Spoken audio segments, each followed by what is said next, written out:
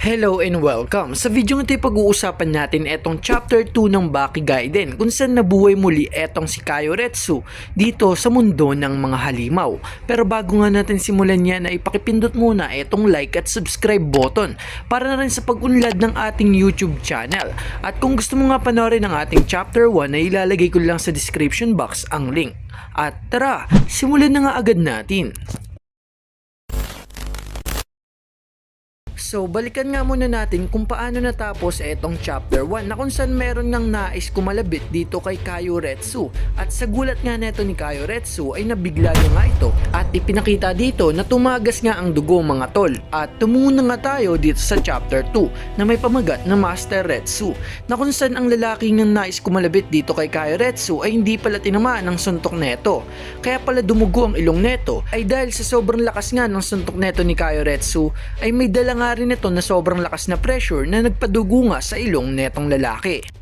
At agad nga siyang tinanong dito neto ni Kaioretsu na sino ka habang naka-fighting stance at seryoso talaga dito ang mukha ni Kaioretsu. Samantalang ang lalaki naman ay sinabi niya nga dito ay wait lang at habang binabanggit niya nga etong salitang os ay nabubulol-bulol pa nga siya at bigla nga siyang sumigaw dito sa harap neto ni Kaioretsu na parang estudyante neto ng os na kinagulat naman ng mga taong nasa paligid nila. At kinagulat nga rin ito neto ni Kaioretsu at bigla na nga nagkwento dito etong lalaki. At sinabi nga ng lalaki dito ay kalahating taon nga daw ang nakalipas ay siya nga daw ay isang estudyante mula sa Shinshinkai Karate School, ang isa sa mga pinakamalaking organisasyon na martial arts sa mundo. At ang karate school nga na to mga tol ay ang tinuturuan o pinamumunuan neto ni Katsumi at neto ni Doppo Orochi. At lumipat na nga ang scene kung saan nagpo-push up na nga etong lalaki na kung saan hindi niya nga kinaya etong 100 push-ups.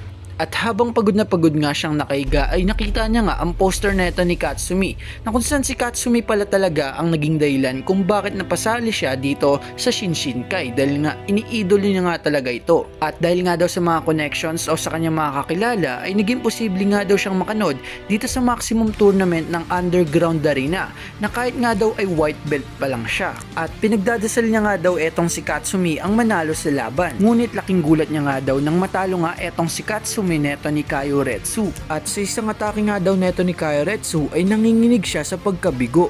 At dahil nga sa lakas na nakita niya mula dito kay Kaioretsu ay nagsimula na nga daw siya sa pagkaumaling sa kulturang mga Chino. So dito na nga nagsimula ang paghanga niya kay Kaioretsu. At nang inimbitahan nga daw neto ni Katsumi etong si Kaioretsu sa headquarters ng Shinshinkai na kung saan nakayuko nga lang siya dito sa likod ng pinto. At habang papauwi na nga siyang naglalakad ay sinabi niya nga sa kanyang sarili na kahit nga daw ilang beses niya pang subukang bumalik sa building na yon ay wala ngang paraan o daan para nga ma-train siya neto ni Kaioretsu. At napaisip nga siya na dapat ko na lang ba talagang iwan ang part-time job ko at maging isang estudyante ng Shinshinkai. At paglingon niya nga dito mga tol ay nakita niya nga etong si Kaioretsu na bitbit nga etong si Doyle habang tumatakbo sa tubig. Eto nga yung scene ng itinakbo nga neto ni Kaioretsu etong si Doyle dito sa Shinshinkai dahil nga naubusan ito ng dugo sa pagbabantay sa kanya buong gabi. So balik na nga tayo dito sa lalaki na kung saan nang nakita niya nga etong si Kaioretsu na may bitbit na injury na tao ay agad nang pumasok sa kanyang isip na kung tutulungan niya nga daw ngayon etong si Kaioretsu ay siguradong matatandaan nga daw neto ang kanyang muka at kailangan niya nga lang daw tumawag ng ambulansya.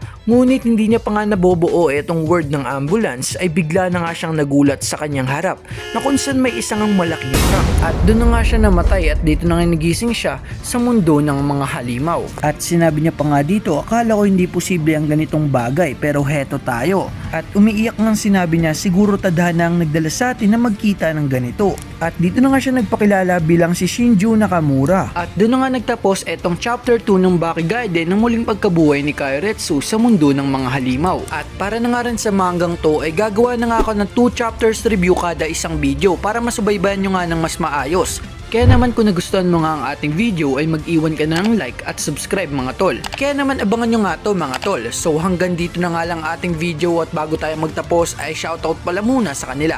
Maraming salamat sa panonood at pagsuporta sa ating YouTube channel. Sobrang na-appreciate ko kayo mga tol. Kaya naman kung meron nga kayong ideas, thoughts or theory dito sa Baki or sa iba pang anime ay pwede nyo nga i-share yan sa baba ng ating video at agad kong babasahin yan. At malay mo magawa natin ng video in the future. So hanggang dito na nga lang, maraming salamat sa panonood.